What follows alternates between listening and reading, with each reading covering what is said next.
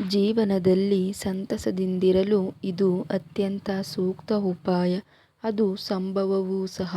ಯಾವುದು ನಮಗೆ ನಮ್ಮ ಮನಸ್ಸಿಗೆ ತೀರಾ ನೋವನ್ನು ಕೊಡುತ್ತದೋ ಅದರ ಬಗ್ಗೆ ಯೋಚನೆ ಮಾಡಲು ಹೋಗಬಾರದು.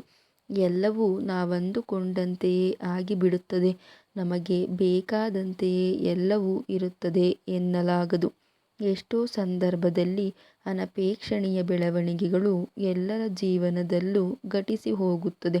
ಕೆಲವೊಂದು ಆ ಕ್ಷಣದಲ್ಲಿ ನೋವನ್ನು ಕೊಟ್ಟು ಮರೆತು ಬಿಡಬಹುದಾದದ್ದು, ಇನ್ನು ಕೆಲವು ಶಾಶ್ವತವಾದ ನೋವನ್ನು ಮನಸ್ಸಿನಾಳಕ್ಕೆ ಕೊಂಡೊಯ್ಯುವಂಥವು.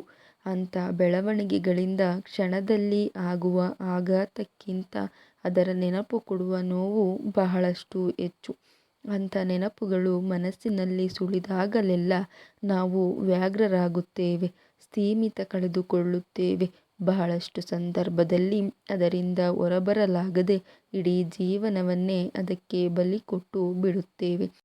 ಆತ್ಮಹತ್ಯೆಯಂಥ ಹೇಡಿತನದ ಕೃತ್ಯ ಒಂದು ರೀತಿಯದ್ದಾದರೆ, ಜೀವಂತ ಇದ್ದು ಚೈತನ್ಯರಹಿತರಾಗಿ ಬಾಳುವುದು ಇನ್ನೊಂದು ರೀತಿ. ಎರಡನೆಯ ರೀತಿಯಲ್ಲಿ ಅಕ್ಷರಶಃ ಮನುಷ್ಯ ಜೀವಂತವಾಗಿ ಇದ್ದರೂ ಸತ್ತವರಂತೆ ಆಗಿರುತ್ತಾನೆ. ಇದು ಆ ವ್ಯಕ್ತಿಯ ಜೀವಂತಿಕೆಯನ್ನಷ್ಟೇ ಕೊಲ್ಲುವುದಿಲ್ಲ, ಬದಲಾಗಿ ಸುತ್ತಮುತ್ತಲಿನವರು, ಬಂಧುಗಳು, ಕುಟುಂಬ ವರ್ಗದವರು, ಹೀಗೆ ಎಲ್ಲರಿಗೂ ನೋವನ್ನು ಬಳುವಳಿಯಾಗಿ ಕೊಡುತ್ತದೆ. ಆಶ್ಚರ್ಯವಾದರೂ ಇದು ನಿಜ. ವ್ಯಕ್ತಿಗತವಾದ ಎಷ್ಟೋ ನೋವುಗಳನ್ನು ಬೇರೆಯವರು ಕೂಡ ಅನುಭವಿಸುತ್ತಿರುತ್ತಾರೆ. ಆದರೆ ನಾವು ಅದರ ಅರಿವಿಲ್ಲದೆ ನಮ್ಮ ನೋವನ್ನಷ್ಟೇ ನೆನೆದುಕೊಂಡು ಕೊರಗುತ್ತಿರುತ್ತೇವೆ. ನಿಜವಾಗಿಯೂ ಹಾಗೆ ಕೊರಗುತ್ತಾ ಕೂರುವುದರಲ್ಲಿ ಅರ್ಥವೇ ಇಲ್ಲ. ಅದು ಯಾವುದೇ ವಿಷಯವಿರಬಹುದು. ಒಮ್ಮೆ ನಮಗದು ನೋವು ಕೊಡುವ ಸಂಗತಿ ಎಂಬ ಅರಿವಾಗುತ್ತಿದ್ದಂತೆಯೇ ಅಪ್ಪಿತಪ್ಪಿಯೂ ಅದರ ಬಗೆಗಿನ ಯೋಚನೆ ನಮ್ಮ ಮನದಲ್ಲಿ ಸುಳಿಯದಂತೆ ನೋಡಿಕೊಂಡರಾಯಿತು.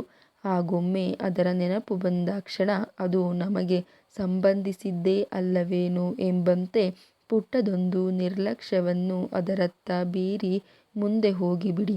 ಆಗ ನೋಡಿ, ನಾವೆಲ್ಲರೂ ಎಷ್ಟು ನೆಮ್ಮದಿಯಾಗಿರುತ್ತೇವೆ.